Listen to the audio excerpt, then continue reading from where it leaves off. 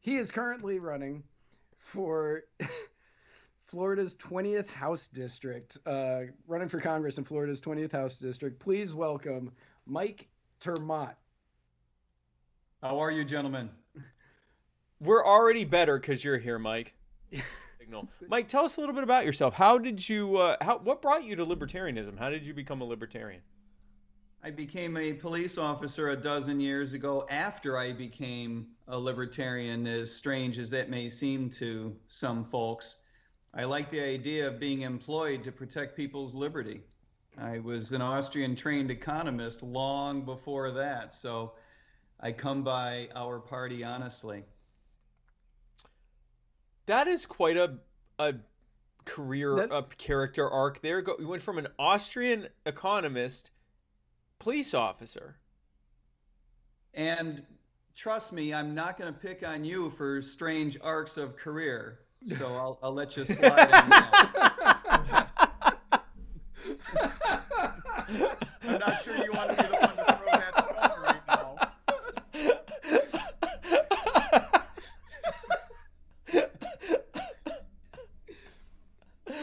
Well, then I won't pick touche, on you either. touche. That's just a Touche. touche. No, it's very Touche. true. Very true. But thank you. I appreciate that. I am a pro-reform police officer and an Austrian trained economist, and that means, of course, that there's two things I can't stand. One is crime, and the other is Marxism. But I repeat myself. Yeah, I was gonna say that's you don't like tuna or fish. Right. So wait, are you still active duty or you're retired? Well, don't tell my boss. I'm not retired. I am active duty. I work today, as a matter of fact. And are you a beat cop or you're a detective or what are I am a beat cop. I am on the beat. I'm a patrol officer here in South Florida. I drive a car, a marked unit. Wow. I have for about 11 years. Did Yeah, you know this, Matt? I didn't know this. I had no idea. You don't hear a lot of you don't hear about a lot of libertarians that are currently police officers. Um, My job is to protect your liberty every day. Well, not yours because you were in an airport today, but if you were in my jurisdiction, it would be my job to protect your liberty. That's fair. So a Rothbardian police officer. Okay, cool. So what are some of the okay, so you're a police officer. What you said you're pro reform. What are some of the reforms you'd like to see in your practice and in law enforcement in general? Well, some of them are the libertarian bread and butter, right? We shouldn't be criminalizing so many things. There's a lot of justice Right. reform vehicles that we should be pursuing outside of narrowly defined police reform, right? Uh, Possession shouldn't, whether it's weed or anything else, shouldn't be illegal. Consenting adults should have the right to do in privacy whatever it is that they're going to do if it's not hurting anyone. Right. uh, and other bread and butter issues like asset forfeiture, prison sentencing. There's any number of libertarian issues, but in the police reform arena, particularly, one of the things that I push that I'd really like to see is that we need a reformed labor market for police officers. I think police should be more transparently held accountable. Uh, we should be negotiating for the right to pay the best officers more. Right. The right to penalize officers who perform less. It should be like any other industry. Right. Police officers fear the end of qualified immunity, of course, because they don't want to be held personally liable for a mistake that they make at work, right?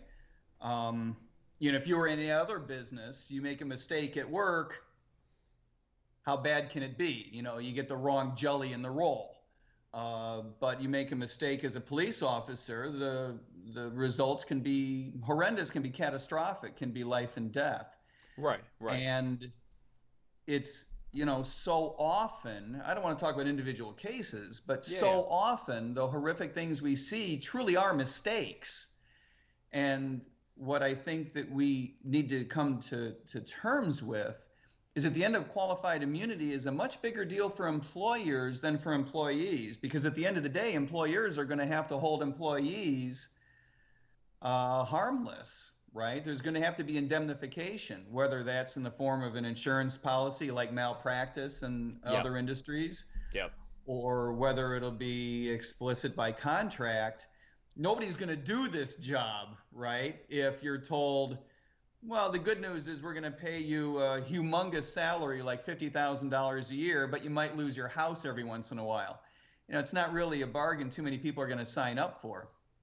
Yeah, no. So, Qualified immunity would almost certainly give way to bonding and insurance for individual officers and agencies. It would have to, both because that's what would cover when mistakes or actual negligence happens that leads to a bad outcome that causes that where they were operating outside of the law or violating someone's rights and get sued and successfully as a result. It also means that bad officers, if this wasn't just a mistake, if it's an ongoing thing, or if it was something that was actually as a result of actual malfeasance or negligence, they're not going to be able to get bonded, which means they're not going to be able to serve anymore. So part of that is the fact that, yeah, I doubt it's going to be, a cop makes a mistake and loses everything they have. It's just like anything else. If someone has a job that a mistake can result in something catastrophic, they are assuredly covered by E&O insurance or malpractice insurance or even just general liability. I had liability insurance when my company was in full swing. So I mean that comes with the territory and would necessarily need to.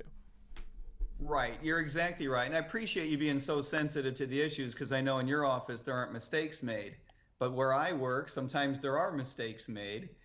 And Absolutely. this would give greater incentive for municipalities or other employers to align their training, right, with avoiding the costs that would Yeah. come with a certain number of cases that would be brought to bear that aren't now because of the protection of qualified immunity. Yeah. So it would, in the long run, I believe, do a better job of forcing employers to get more involved with training and to align training with the interests of the community.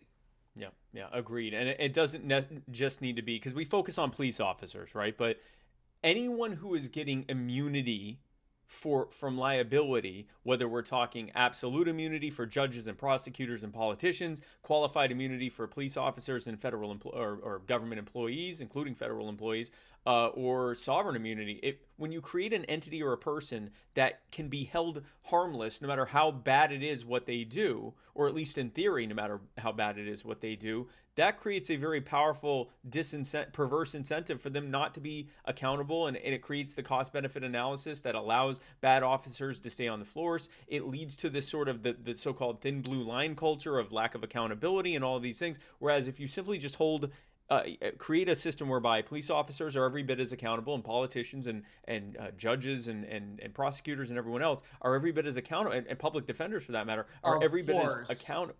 What's that? Of course. Keep going. Don't let me interrupt you. You're Yeah, yeah, yeah. absolutely on the rails here. Yeah, yeah, no, as accountable as anyone so, else Mr. would Cohen, be. let me ask you furthermore how you feel about police reform, because I think you're absolutely on track. When the courts don't work well, markets don't work well. Exactly. And Yep. libertarianism is about that. And, Yes. you were asking how I got involved with the idea of this campaign.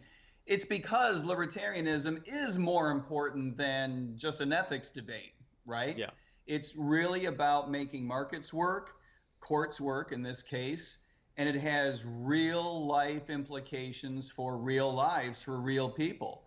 And when things go wrong, whether it's because of bad policy generally or too much government interventionism or an inability of people to avail themselves of liability courts, the problems disproportionately fall on folks at the bottom end of the economic ladder. And those folks make up the majority of this district, Florida's District 20. And so these issues are very important to me and very important to the folks in District 20. That's why I'm running for Congress. That's awesome. Now, besides these specific issues, are there any other main issues that you're running on in your run for U.S. District or Florida District 20 for the U.S. Congress? Economic development in general. Poverty, Spike, and you may have heard this before, but if there's anything that your listeners remember, poverty is not truly an economic phenomenon. It is a political phenomenon. Poverty comes from bad policy. Poverty comes from too much government interventionism.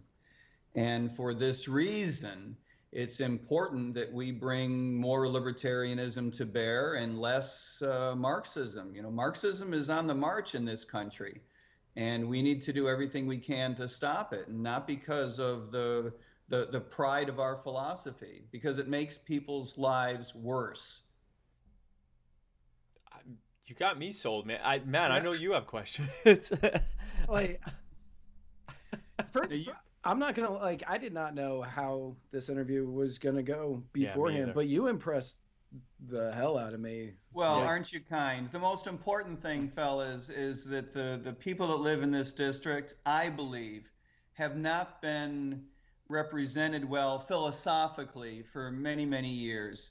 And if we can do nothing else but bring a little bit of light in the context of libertarianism to bear, then this will have been a success. And so, you know, it's if anyone does want to throw us a few bucks, I absolutely promise it'll go to good use. Well, Yeah, we certainly and will send people your way.